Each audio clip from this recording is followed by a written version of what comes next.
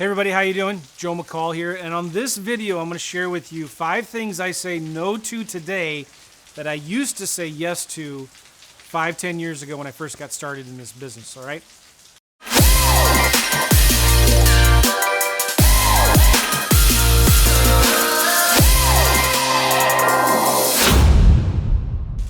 Now, if you haven't seen it already, you should go back and watch the other video where in that video I talked about the 5 things I used to say no to that I say yes to now. This video, I'm going to take the opposite approach, right? I'm going to say the 5 things I say no to now that I used to say yes to.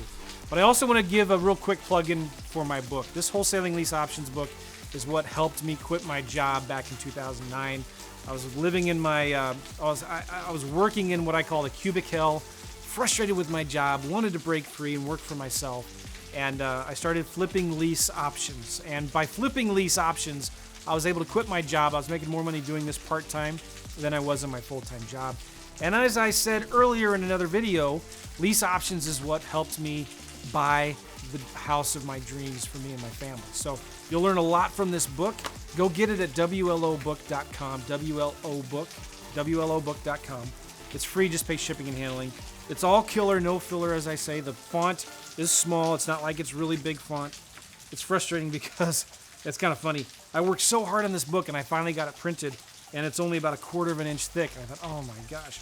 But the feedback has been really good. People can read it in a couple hours, and I really do teach a lot in here. So you should get this book at WLObook.com. All right, so what's the first thing I would do? First thing that I'd say no to now that I used to say yes to? It's real simple. I used to do all the marketing myself, right? I spent hours and hours a day doing my own marketing. I'm like, are you crazy, Joe? What are you thinking? Like today, there's much, here's the thing. You need to focus on your highest revenue generating activities, okay? And your highest revenue generating activities is not handwriting letters. It's not sending emails. It's not sending texts. It's not doing cold calls yourself. You can hire people to do that for you. There's companies that can do your direct mail. There's virtual assistants that can do your cold calling. We use VAs now to do our cold calling. And there's VAs that you can hire to do your text messaging. I've used stay-at-home moms to do my letters. I've used websites like Click-to-Mail to do my own letters. So the first thing that you need to stop doing is stop doing your own marketing. There's a really important thing that I've learned in real estate investing and in business. Stop asking how and start asking who. You understand?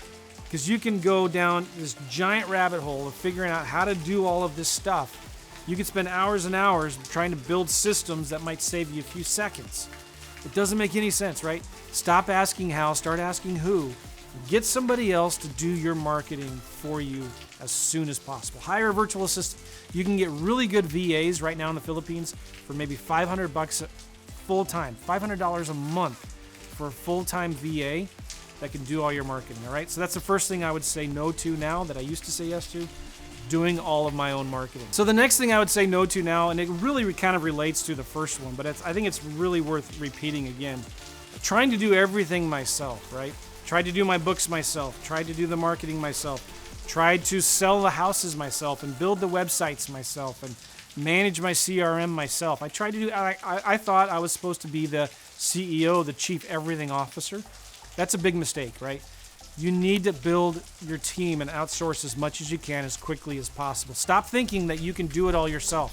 Stop thinking that there is nobody that can do it as good as you can. That's just not true. You need to hire a team as quickly as possible to start doing this stuff for you. Hire a virtual assistant from the Philippines. Get somebody local in the US if you need to, right? But get somebody that can do this. Now, here's another important thing to remember. Don't think that you have to understand all of this stuff first before you outsource it to somebody else. Don't think that you have to learn the systems and the processes and build everything out and write it all down before you hire someone else to do that. That's not, you don't have to be that good. What I'd recommend, hire a VA and say, all right, VA, watch these tutorial videos. You learn how to do this. Watch these videos from Joe's course. Read this book. Watch these. You go to YouTube and do research how to do this stuff, and you learn how to do it. You know, like when we hire VAs to do our cold calling, virtual assistants to do our cold calling, we use a program called MOJO Sells, right? And so we just went to Upwork and put a job on Upwork saying we want somebody that has MOJO Sells experience. And guess what? We've got tons and tons of people applying. So we don't have to train them on how to use MOJO Sells. So don't think you have to learn how to do this stuff first. All right? There's a lot of resources online. You can hire people to do that stuff for you that already know how to do it, okay? Or can learn how to do it. Just give them, I can't tell you how many times I've done this. I've bought a course, never used it right, and I said I got so frustrated, I found a VA to go through the course for me and implement it for me.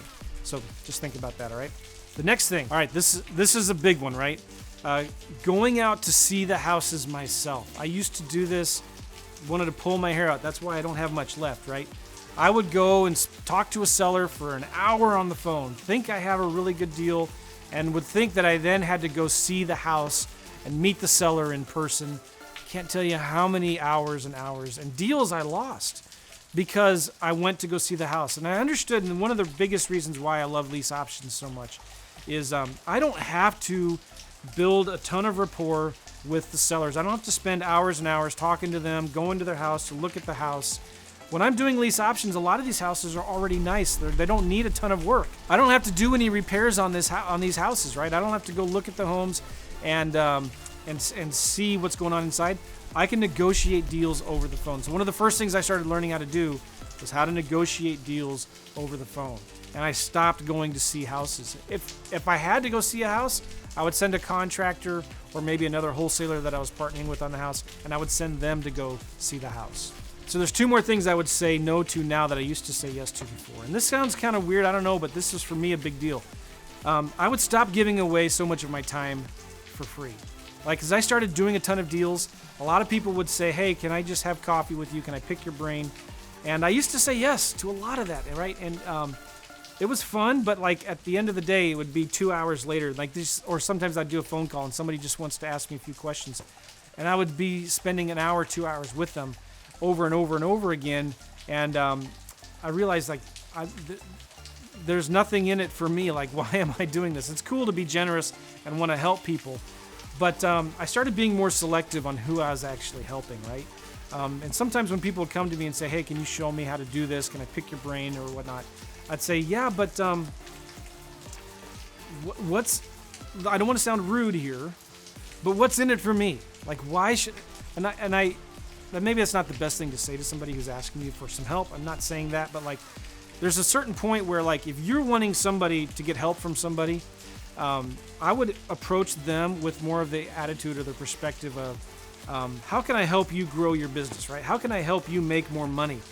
And so I started saying no to people more often, but I would say yes to the people that would come to me and say, listen, I want to learn how to do this thing, but I don't want to waste your time. Can I, instead of just buying you coffee, which is nice, right? But like, can I actually maybe go do some marketing for you?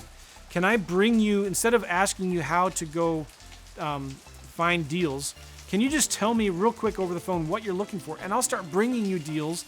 And as the process goes along, you can teach me how to bring the, how to do deals by actually bringing you deals. Does that make sense what I'm saying? It's like, people are really busy out there. And there's a lot of realtors and investors that are real successful wanting to do, and you want to do what they're doing. When you come to them and ask them for help, find out like what's in it for them. Why should they spend some time with you to want to help you? How can you make them more money? How can you make them grow their business? So I hope that makes sense. But I used to say yes to a lot of people who asked me for my time. Now I say no. And so just think about that. The final thing that I would say no to now that I used to say yes to is chasing shiny objects, right? I've often said focus will make you rich, shiny objects will make you go blind, right? So back then, I was a course junkie. I was a professional student, right? If any new course came out, I was buying it, right? I was chasing all of these shiny objects. And it wasn't until I said, no, I'm going to stop trying to chase all these shiny objects. And then until, because I still believe in buying, in investing in your education, right? But I bought this course on wholesaling. This is when my back was against the wall. We were losing our house to a short sale. I was in a serious world of hurt, really struggling with cash flow. And I said, I'm going to buy this one more course on wholesaling, and I'm just going to do what this guy says to do, and I'm not going to change anything. I didn't like what he said. I didn't like his postcards. I didn't like his contracts. I didn't like his contracts or whatnot. But I just said, you know what, this guy's successful. I'm just going to trust the system. I'm going to do what he says to do. And I stopped doing anything else. I just focused on this one strategy. Started doing that, and I started seeing success and started having money, making money. Then I added on some other strategies like lease options and owner financing. But I stopped chasing all of these shiny objects. And when I invested in a course or a program, I actually just started implementing it and then wouldn't go out and buy another thing until I started building systems and I started making money and have success in that one thing, right? Does that make sense? So stop chasing shiny objects. Focus. Focus will make you rich. That's a big lesson I hope you get out of all of these things that I've been sharing with you, right? Focus on your highest revenue generating activities, and you will make money in this business. All right. So again, if you want my book, go to WLObook.com. Get this thing. It's the fastest and easiest way to make money in real estate today. That's my honest, humble opinion. And you can get this book for free, Wholesaling Lease Options, at WLObook.com. You cannot get it on Amazon. So don't go to Amazon and look for it. I don't sell it there. You can only get it at WLObook.com. It's free. Just pay shipping and handling, and we'll send it out to you. And hope it's more sunny and beautiful where you are, but the weather's nice right now.